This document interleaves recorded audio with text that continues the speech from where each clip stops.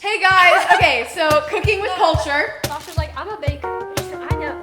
I watch Food Network religiously. So for today, we're making pumpkin cheesecake. here are our ingredients. You're gonna need ginger snaps, graham crackers, You're gonna need pumpkin pie spice and pumpkin pie puree. you're gonna need cream cheese and sea salt. You're gonna have white chocolate, and you're gonna have to melt that, which we had already done. Yeah, we have to do it on the stove, but you can do it in the microwave. Just be careful because it may burn. So for step one, you're gonna get a baking sheet and then line it with parchment paper. Okay, so here's the parchment paper. We're just gonna lay it in. So now that we have the parchment paper, the next step is to mix crushed ginger snaps with crushed graham crackers. Okay, so I am crushing the grams into crumbs. Fine crumbs. And I'm crushing the ginger snaps into just like chunky crumbs.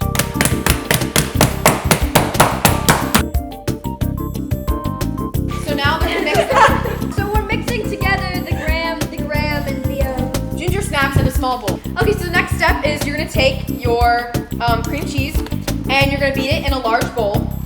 This is like 16 ounces, so we're gonna take a fourth of this. I'm beating the cream cheese. This is all light and fluffy. So now we're gonna pour half a cup of white chocolate into the bowl.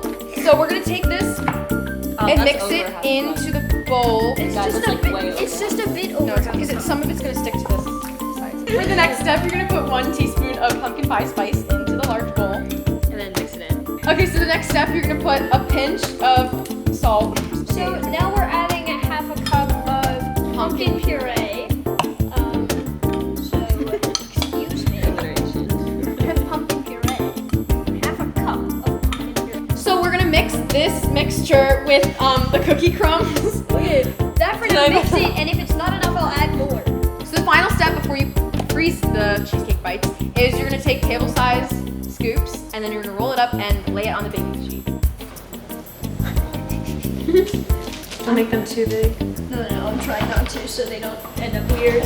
So now we're gonna put it in the freezer for about 30 minutes or until solid.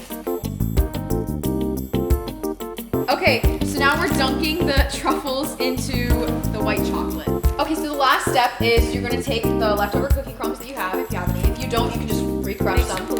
And then you're gonna sprinkle it onto the cheesecake bites, and then you're gonna pop it in the refrigerator for 20 minutes. We're gonna make pretty good. Ooh! Culture approved!